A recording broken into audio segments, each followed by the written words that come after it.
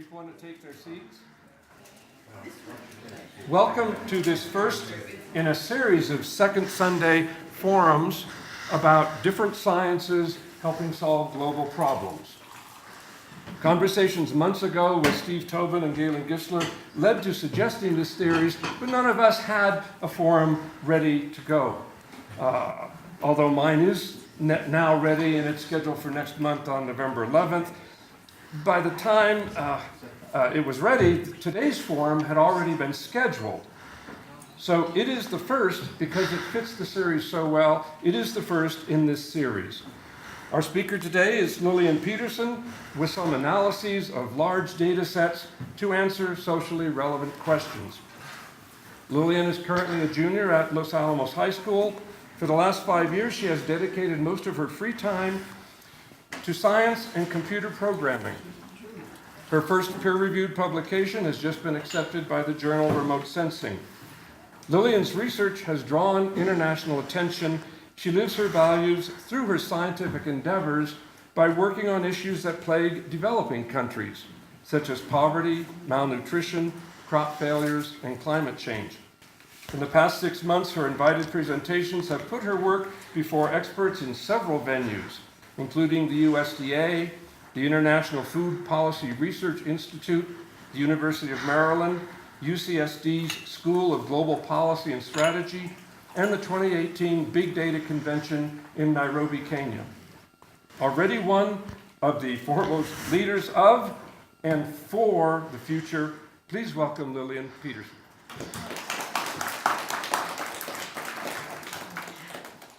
Hi, thank you for having me here today. I'm here to present my research on a big data approach to understanding climate, food shortages, and poverty. I am currently a junior at Los Alamos High School, as was said earlier, and I have competed in science fairs since 7th grade. And I compete in science fairs at the national and international levels. Whenever I tell someone about my research, the question I get most often is, how are you doing this research when you're only in high school? So today I'm also going to present how I've built up my skills through the years, through my research projects. In 5th grade, I started learning how to computer program from my dad. And I learned the basics, such as for loops and if statements. When I was in 7th grade, I started applying these skills for the first time. And I did a science fair project to answer a question. And then through 8th grade on, I have kept building my skills with larger data sets and more complicated computer programs. Here's my outline for my talk, and I'm going to go through my years and start with 7th grade. My project this year was called, Will It Be a Good Ski Season? This question was very important to me when I was in 7th grade, and I realized that I could use big data to answer it. So I found the correlation between El Nino and snowfall. This year, I learned the basics of analyzing and displaying small data sets, and I processed only about 1.3 megabytes of data. My question was, does El Nino correlate with the weather of specific locations across the United States? But first to review, what is El Nino? El Nino is warmer waters in the equatorial Pacific, and La Nina is colder waters in that same area. And this affects the jet stream. During an El Nino, the jet stream is further south, giving the southern United States colder and wetter weather. And during a La Nina, the jet stream is further north, giving the northern United States a better winter. So I downloaded monthly El Nino index since 1950, shown here, and the daily weather station data for Los Alamos, New Mexico. This plot shows the yearly average snowfall since 1950. Then I found correlations between the El Nino index and the winter snowfall. On the x-axis here is the El Nino index of the previous August, which I found to have the highest correlation, meaning that the El Nino in August affects the winter weather here the strongest. And on the y, I show the total snowfall for the following winter. In Los Alamos, when there's a stronger El Nino, there is more snowfall. And when there's a stronger La Nina, there is less snowfall. Next, I grouped El Nino into several categories. Every El Nino above a 1.5, I called a strong El Nino. And then I took all the precipitation for these years and summed it and plotted it on this point here. I did the same for a moderate El Nino, moderate La Nina, and strong La Nina. In Los Alamos, during a stronger El Nino, there is more precipitation. During a stronger La Nina, there is less precipitation. There's also more snowfall and colder temperatures during an El Nino, meaning that an El Nino brings on a better ski season. Now that I had done this process for one place, I realized that with the power of the for loop, I could expand it to multiple locations across the United States. So I downloaded weather station data for about 20 more locations and ran the same analysis. In the southern United States, there's colder and wetter weather during an El Nino, and in the northern, there is warmer and drier weather. So now the question that you've all been wondering, what will a ski season be like this year?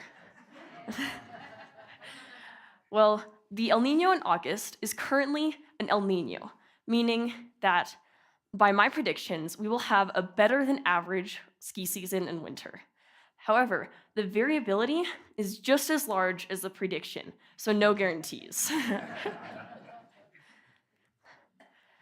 Now I had realized the power of big data in order to answer questions that were important to me. And I had always been interested in the topic of climate change. So in 8th grade, I did a project of detecting climate change through means and extremes. This year, I learned how to do a lot of number crunching as I analyzed 30 gigabytes of data, and I also created an interactive map.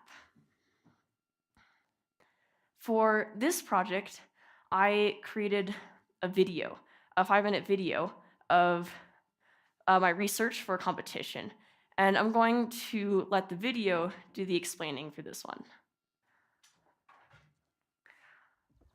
Hi, I'm Lillian Petersen. I'm 13 years old, and I live in the beautiful mountains of New Mexico. Some of my favorite hobbies include running, playing the violin, computer programming, and science. A major issue in politics right now is climate change, so I decided to use my skills to find out for myself if the climate is really changing.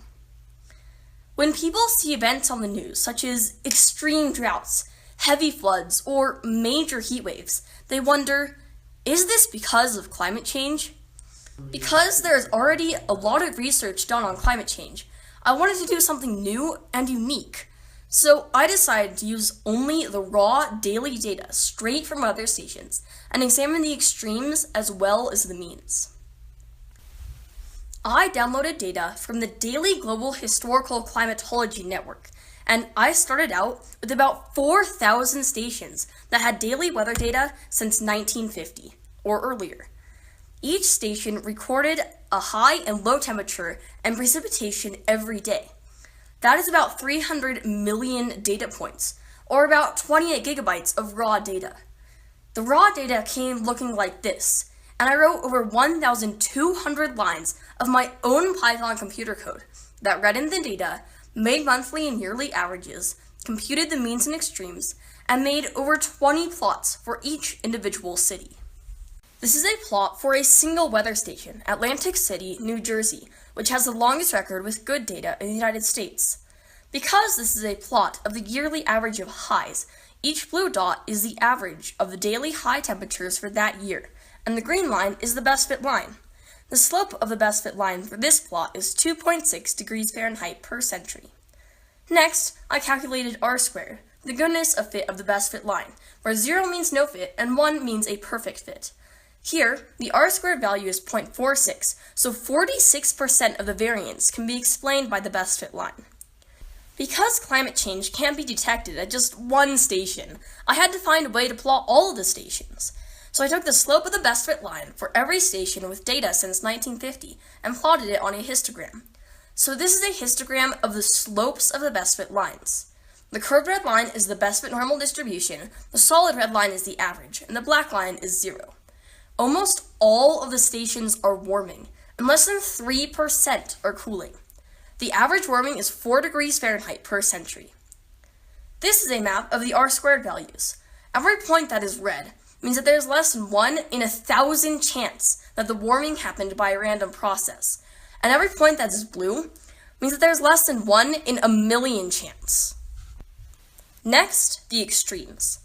All measures of heat extremes are increasing, including warm days, the number of daily highs each year above the 90th percentile, heat waves, 3 consecutive warm days, and warmest high temperature of the year.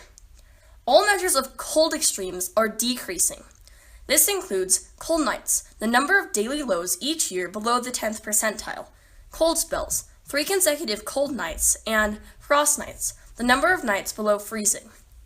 With the combination of fewer frost nights, more heat waves, and the warmest day of the year getting warmer, agriculture will suffer. The growing season will be longer, which might be nice, but will also bring on more pests and more severe heat stress. Heat extremes will also increase the risk of large fires and the geographic range of infectious diseases. The change in precipitation is varied. When looking at the map, it can be seen that it varies by geography. A good example of this is Australia. The east and west coasts are severely dry, while the north is getting wetter. In the US, the east is getting wetter and the west is mostly neutral. I wanted to share my work with the public to help them better understand the risks So I of made an climate. interactive online map that shows how each weather station is changing in the means and extremes. When they click on the link, they can see plots for that individual city and the histograms for all the cities. This better connects with people because they can see how their hometown is changing. People can also see patterns by geography. Most stations in the US are warming, while Europe is warming even more rapidly. This project has convinced me that climate change is real. The means are warming by about 4 degrees Fahrenheit per century. All heat extremes are increasing, all cold extremes are decreasing, and the change in precipitation varies by geography. Through my interactive map, I hope to help the public better understand climate change.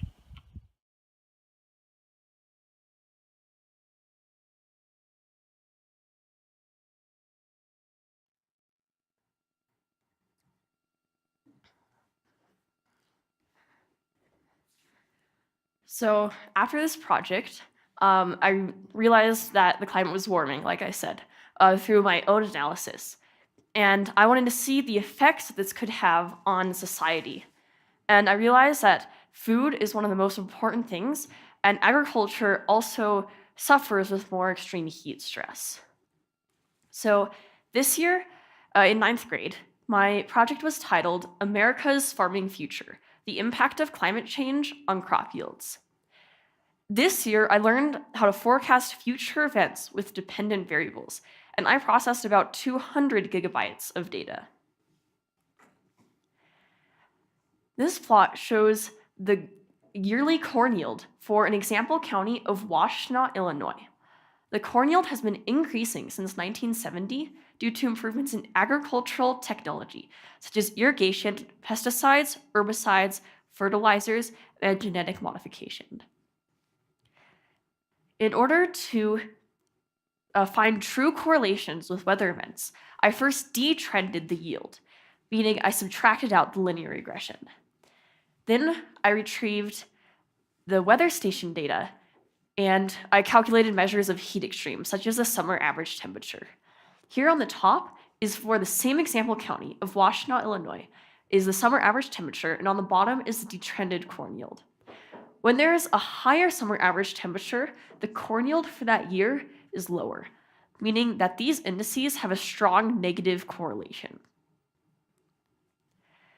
On this plot, I plot these two indices against each other. For Washtenaw, when the summer average temperature is at about 90 degrees Fahrenheit, the yield is at 130 bushels per acre. And when the summer average temperature is at 80 degrees Fahrenheit, the yield is at about 220. I then repeated this process for every county in the United States. Here I show the correlations. Every county that is red means there is a significant correlation, and every county that is dark red means there is a highly significant correlation. Here are the slopes of the linear regressions. In the south, the slopes are largely negative, meaning when there is a higher summer average temperature, the corn yields for that year are much lower. But in the north, the slopes are at about 0, meaning that the yields aren't as dependent on temperature. From this, we can assume that the farming locations in the future will likely shift north to places with naturally colder temperatures. Next, I downloaded future climate model data from CMIP5 out to year 2100 for 2 scenarios, high emissions and low emissions. Here I show a snapshot of the data. Then I calculated the heat extremes out to year 2100. This plot shows the summer average temperature for 1970 to 1980, 2090 to 2100 low emissions, and 2090 to 2100 high emissions. Over this time period, the summer average temperature has warmed from 85 degrees Fahrenheit to 91 or 97 degrees. Then I use the historical regressions to predict future crop production. On this plot, the green is the historical corn yield for the United States since 1970, which again has been improving due to improvements in agricultural technology. And the dashed green line is the extended historical trend. The blue is my corn productions for a low emission scenario, and the red for a high emission scenario. Here I assume that technology continues to improve at exactly the same rate as it has been since 1970, as we don't actually know how technology will improve in the future. There is a great loss in corn yields in the future, and this translates into a monetary loss. For corn over the United States, there is a loss of $16 billion a year for a low emissions scenario, and a loss of $23 billion a year for a high emissions scenario. I then repeated this process for soybeans and rice. For soybeans, there's a loss of $5.7 and $11.5 billion per year in 2100. But for rice, the effects of climate change are negligible, probably because rice is grown in flooded conditions and therefore is not as susceptible to heat extremes. In my 10th grade year, I had an internship at Descartes Labs, a satellite company in town, and I learned how to work with satellite imagery. Over the summer, I tried 2 initial projects, which didn't end up working out. But through these projects, I learned many important things, mainly that research requires persistence. So first, I tried to track deforestation globally by identifying satellite pixels as either forest, urban, or crop for every year using machine learning. And here I show the ideal situation against an index that basically shows how green or brown the ground is. So for forest, the ground is always very green. And urban, the values are always around 0. And for crop, the ground, it fluctuates with the seasons. However, this is an ideal situation, shown here for a national forest, New York City, and Iowa. In reality, I found that pixels are much too mixed to find a clear signal. For example, just think of the 250 square meters around this church building. You have a building, and you have some trees and some grass. So what do you identify that as? The machine learning algorithm often can't tell. I also found that where most deforestation takes place, there are clouds most of the year, such as Brazil and the Congo, so the satellite can't see the ground. And in the end, my model often could not differentiate the land types, seen here by my confusion matrix, that the predicted label often did not match the true label. So by this time, it was about November, and I'd been working on the project since June, but I decided to change paths and try to predict diseases in Puerto Rico. And I did so by correlating NDWI, a water index, to mosquito-borne diseases, and then to try and see the effect of Hurricane Maria. And theoretically, this should work, because NDWI signifies wetness, and when there is more water, the mosquitoes reproduce more. So a couple months later, there should be more mosquito-borne diseases. And here's a plot of NDWI over Puerto Rico. However, there are many problems with this project, mainly that there's no Landsat cover for many years over Puerto Rico. And I found no obvious correlations between the dengue cases and NDWI, and also no clear effects of the hurricane and the NDWI. So it was basically a dud on all ends. By this point, I was getting awfully nervous because it was early December and the county science fair is in January, and I didn't have a project yet. I did a more in-depth literature search on this subject, and I found that no one had been able to find correlations between mosquito-borne diseases and satellite imagery, my favorite of which was this paper. 30 years of use and improvement in remote sensing, applied to epidemiology, from early promises to lasting frustration.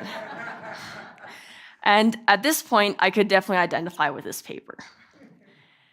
So, being frustrated, I decided to return to what I knew, which was agriculture. I knew that crop yields had strong correlations to temperatures, so I assumed that they would also have good correlations to satellite imagery. But I also wanted to extend my analysis to developing countries where there's more of a need for crop monitoring. My project this year was called Predicting Food Shortages in Africa from Satellite Imagery, or a more scientific title would be Real-Time Prediction of Crop Yields from MODIS Relative Vegetation Health, a continent-wide analysis of Africa. Africa often has poor monitoring and reporting of weather and crop health, shown here by the number of good daily weather stations in 2015. So my goal was to create a low-cost early warning system for crop yields that could be applied in every country, crop, and climate. In Africa, there's often low warning when famines hit. For example, there was a huge drought in Ethiopia in 2015 and 2016, but the government refused to admit that they needed help, leading to a crucial delay in the international response. So when I read about this drought and famine on the news, I wanted to see if I could use remote sensing to predict low crop yields. However, Africa often doesn't have good reporting of crop yields. So first, I did a proof of concept in Illinois. I obtained MODIS satellite imagery from the Descartes Lab satellite platform, which has a resolution of 250 meters and a return time of 1 day, giving continuous imagery across the entire Earth since 2000. These first two images show satellite snapshots of an example county of Pike, Illinois. The first one doesn't have any clouds on it, but the second one does. So I used a cloud mask to mask out all pixels that had clouds on them, which is shown here. I processed 600,000 daily images, or about 12 terabytes of raw data. Then from the daily imagery, I computed 3 measures of crop health. NDVI is a vegetation index, and it measures photosynthesis. EVI is also a vegetation index, and it measures canopy structure. And NDWI is a water index, which measures water content. Then from the daily imagery, I computed monthly averages of each index. The 2012 August NDVI average was lower than normal because of a drought, and the 2014 August NDVI average was higher than normal. Then for every month, I took an average across the years to find the mean climate state, or climatology, shown here for August NDVI. Then I calculated a pixel-wise anomaly, which is I took the monthly average and subtracted the climatology for every pixel, and then averaged over the county. The pixel-wise anomaly is a way to show the relative dryness of the county. On this plot, I show the Illinois average corn yield since 2000. And here I also show the NDVI anomaly in blue. There's a strong correlation between these two indices of about 0.9. The NDWI had a strong negative correlation to crop yields. In 2012, a drought hit the central United States, and 2014 was very wet by comparison. So in the drought year, there were low corn yields, low NDVI anomaly, and high NDWI anomaly. And in the wet year, there were high corn yields, high NDVI anomaly, and low NDWI anomaly. These correlations are very good at the state level, but I wanted to test them at a higher resolution. So I plotted the NDVI anomaly against the corn yield for every county and every year for a total of 1,600 points. These plots show the correlation between corn and the NDVI anomaly of the previous August, which had the highest correlation. The correlations are very high, around 0.7, and there is less than 1 in a million chance of them happening through a random process. I then repeated this process for soybeans and sorghum. Soybeans had a correlation of 0.53 and sorghum 0.56. I wanted to find the best predictive measure possible for crop yields. So I fit a multivariate regression to all three indices, NDVI, NDWI, and EVI, and multiple months across the growing season. I fit the model on 80% of the data, and then I predicted the other 20% of the data to see how well my model could predict. These plots show the average error for corn, soybeans, and sorghum. For corn had an average error of 6.3%, soybeans 5.7%, and sorghum 32%. These low errors in my predictions show that in Illinois show that my method has good predictive skill for crop yields. So then I apply my method to 3 countries in Africa: Ethiopia, Tunisia, and Morocco. First, I picked out a box in each country where the farming was most dense, and then I used the same method as above to compute the NDVI monthly average. In Ethiopia, there is a severe drought in 2015, and 2013 was very wet by comparison. This can also be seen at the pixel level. In the wet year, there are very positive NDVI anomalies, especially in the Rift Valley, where most of the crops are grown. And in the drought year, there are very negative NDVI anomalies in that same area. Next, I found correlations between the month with the highest NDVI value and each country's main crops. Ethiopia had a correlation of 0.98 to corn production. That is an almost perfect correlation between NDVI in August and corn harvested in December, meaning that I have a 4-month lead time on crop predictions. I found similar results in the other countries. Ethiopia had a correlation of 0.99 to sorghum. Tunisia had a correlation of 0.97 to wheat, and Morocco 0.73 to wheat. And every country had a lead time of 3 to 4 months. Next, I processed satellite imagery for every African country, and I used my linear regressions to predict future crop production. Before Ethiopia's production values were published, I predicted that their 2018 harvest would have a production about 1 standard deviation higher than the average. Is sorghum something that's commonly grown in Ethiopia? Yes, corn and sorghum are the main crops in Ethiopia. There were many difficulties in expanding my method to an entire continent. Many countries reported false production values because of corruption, poor oversight, or lack of resources. Other countries have multiple growing seasons in a single year, shown here by Rwanda, and other countries had clouds every day for months at a time. Despite these difficulties, 2/3 of my correlations were statistically significant, with correlations over 0.75. Then I downloaded, a couple months later, once the production values for the 2018 harvest were published, I found the errors between my predicted values and the true production values. For Ethiopia, there is an error of about 0.64%, and the actual production can be seen here in green.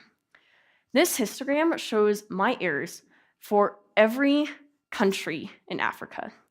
About 20% of the predictions had less than 2% error, and 40% of the countries had less than 5% error. Here are some examples from my Python code, which I wrote 4,000 lines and took me 6 months to develop. Next, I did a literature search to see how my results compared to other people. I found that many studies have been used to monitor crop fields, but most of these studies are in the US and Europe, and very few of them are in Africa. In the US, the method can be tuned for specific crops and growing seasons, while in Africa, it is almost impossible to tune the method because of a highly heterogeneous landscape and many climates, crops, and growing seasons across the continent. These images show farm fields in Ethiopia and Illinois at the same resolution. In Illinois, an orange box is a MODIS pixel and the red line is a mile. In Illinois, researchers can pick out which pixels grow which crops, and they can analyze those crops individually. In Ethiopia and other places in Africa, this is almost impossible because the farm fields are smaller than an individual pixel, and there's no data as to which crops are grown where. So the challenge in Africa is crop prediction that can be applied for any location, crop, and climate. And my method works successfully because it measures relative plant health on a pixel level anomaly, and it can be applied to any location, crop, or climate using any derived band index. The main objective of this study was to show that a very simple method can serve as an early warning system to predict crop yields in every African country with minimal error. It is unique because of its versatility and easy to apply due to its simplicity. For this project, I was invited to give many talks, including in Washington, D.C., including at the International Food Policy Research and many more, and some of those were listed earlier. And here is a picture of me talking in front of department heads at the USDA. I've also been invited to as a speaker to many conferences. And as mentioned before, my first peer-reviewed publication is Impress in remote sensing. Now I'm going to talk a little bit about what I am working on this year, which is malnutrition estimates in developing countries. Malnutrition has many causes, and one of which may be low crop yields. However, it is dependent on many other factors, such as poverty and food availability. So I am using my crop predictions from last year in order to predict real-time geospatial malnutrition over Africa. And I'm combining this with many other static and real-time indicators. Here are some examples from Nigeria. The static variables I'm using include roads, cities, floodlands, night lights, the trading influence of borders, and land cover. In order to get these static variables, I had to do many vector to raster conversions, such as converting roads to road density and distance from roads.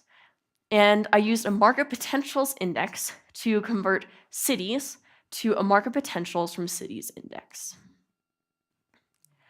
Real-time indices I'm using include my crop predictions from last year, MODIS indicators of political stability such as conflicts, news media reports, and food price indices. This plot shows the African fatalities from conflicts from 2013 through 2015. And then I use the same market potentials index from earlier to compute a conflicts index. When putting all of these static and real-time indicators together using a machine learning algorithm, I hope to be able to forecast geospatial malnutrition months in advance. But this project is still underway, and I should be done with it in about May. I'd now like to spend a little bit of time talking about the international competitions that I attend every year in May. The Intel International Science and Engineering Fair has about 1,700 participants from all around the world, 20 of which are from New Mexico. And last year, I placed first in my category.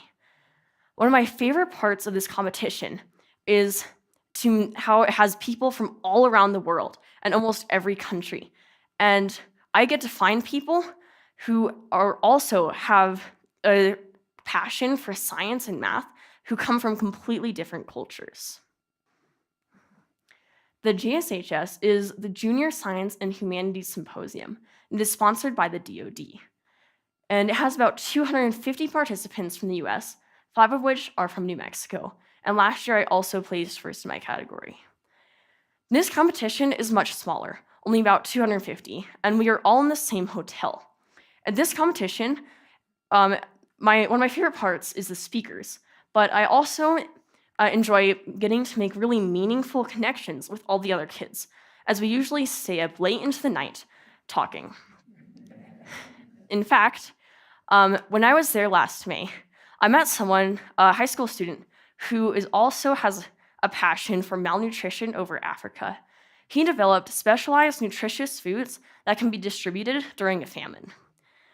We got to know each other for one day, and then we kept in touch over the summer when we realized that we could do a joint research project this year. And he came and visited Los Alamos for 2 weeks at the end of the summer for a research visit. But we also had a pretty good time. So, in conclusion, I have found through my many research projects that big data has the potential to substantially improve food security, sustainability, and development. Today, public data sets and powerful computing resources enable scientific inquiry by non-specialists at low costs. Thank you again for having me here today, and I hope you enjoyed my talk.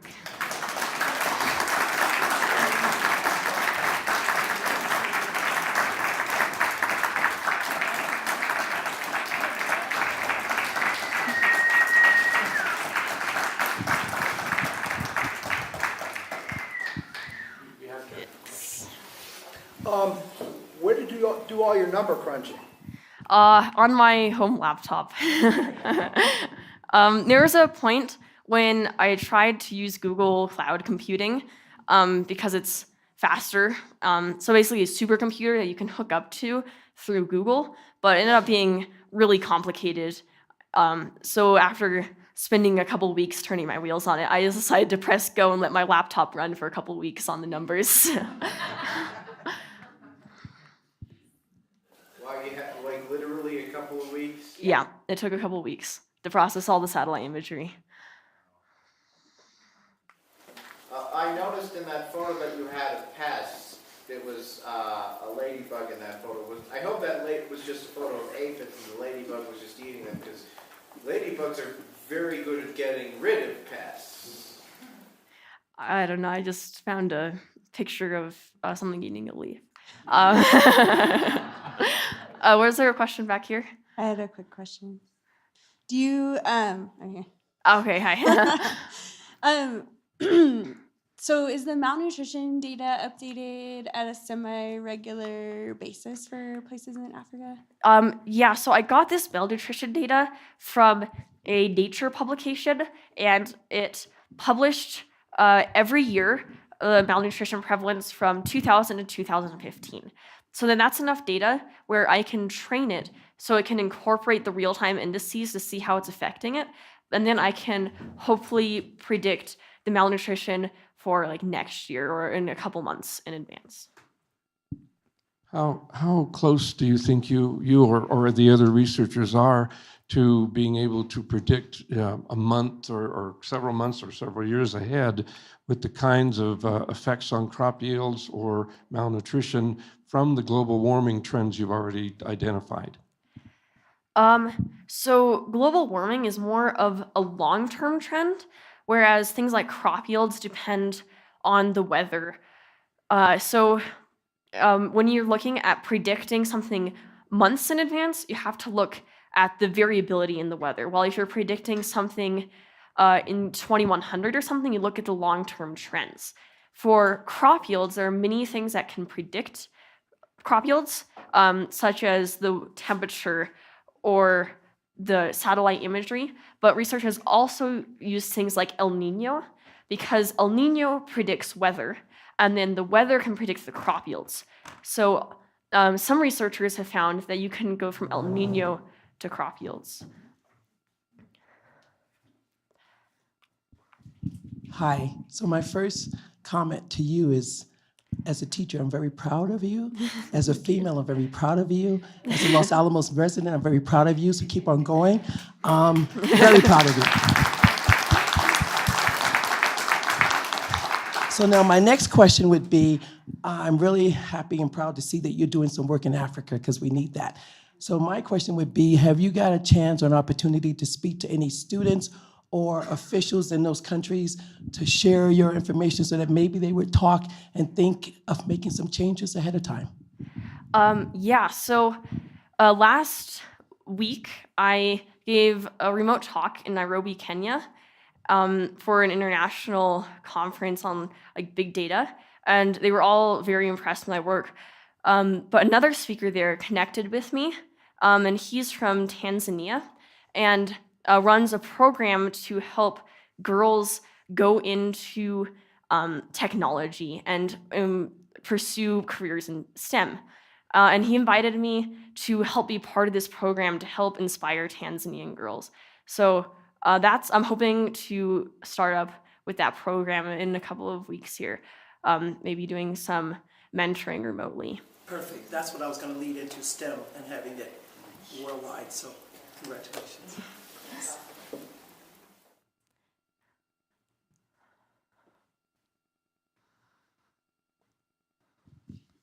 Have you shared Python with other people? Well, I have taught, or I have like shared my interest with in Python and how great of a computer programming language I think it is. However, most people who are already at these science fairs have a programming language that they know, and some of them know Python, and then we can get going with discussions on the best tools to use or whatever, but some of them use other programming languages like maybe MATLAB.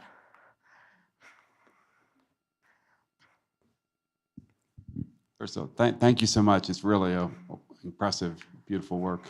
One just sort of weird thought that just hit me was, I know The Economist does rankings of nations by how corrupt they are. Mm-hmm. And it just was striking that your data that you mentioned is one of the variables that's kind of hard. Some of the quality of the data gets questioned because of, I'd be real curious if you could take your data and plot it against corruption. So combine your data with The Economist data and see if you could, see trends. It'd just be it could be a side interest, but it'd be real interesting if you can basically spot corruption almost, or correlate with the corruption index. Yeah, that could be really interesting. And then I could show someone, oh, this country has almost no correlations, but look, it's highest on the corruption index.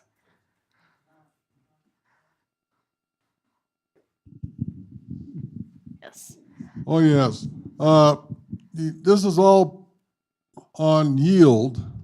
Did you have any data about how much was actually planted or tons of seeds that were sold, and on how much of this crop was actually due to failure? Because that's a big economic influence on the farmers themselves. So when you're looking at predicting crops, it's much more straightforward to predict yield because it's like a percentage. It's how much per acre was grown. Whereas if you start looking at production values, then you have to multiply the yield times how much land area was grown. And by satellite imagery or from weather stations, there is almost no way to tell the physical area of land that's grown. So if you wanted to predict something like production, you could maybe get those numbers from the country and then multiply the yield by the area harvested. So Lillian, I don't know a lot about all of Africa, but I know that in some countries, Ghana in particular, the main food source is, I think it's cassava. It's whatever they make fufu from, which is not very nutritious. It's calories, but that's about it. So when you're looking at malnutrition, will you be looking at the specific crops that are grown in various countries? Well, that's a good point because malnutrition is it's not just calories, it's how much how many macro and micronutrients you get. But I haven't looked at that yet. That could be an interesting suggestion to look at which types of crops are grown. But I have a feeling that the correlation might not be very high because so there's two ways that you can really get food. You can get it by growing it or by buying it. So as long as you have the buying power, then you can still get all the food that you need. How much of the data that you have in there is stuff that you know for sure can't be tampered with by corrupt African officials? Because I guarantee data from every country aside from Botswana and Ghana is horrendously unreliable. So the data is actually collected, the crop yield data is collected by the USDA, the Foreign Agricultural Statistics Service, and they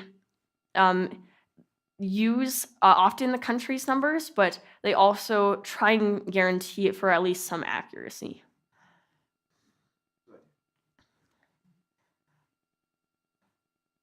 Any other questions? Let's thank our speaker.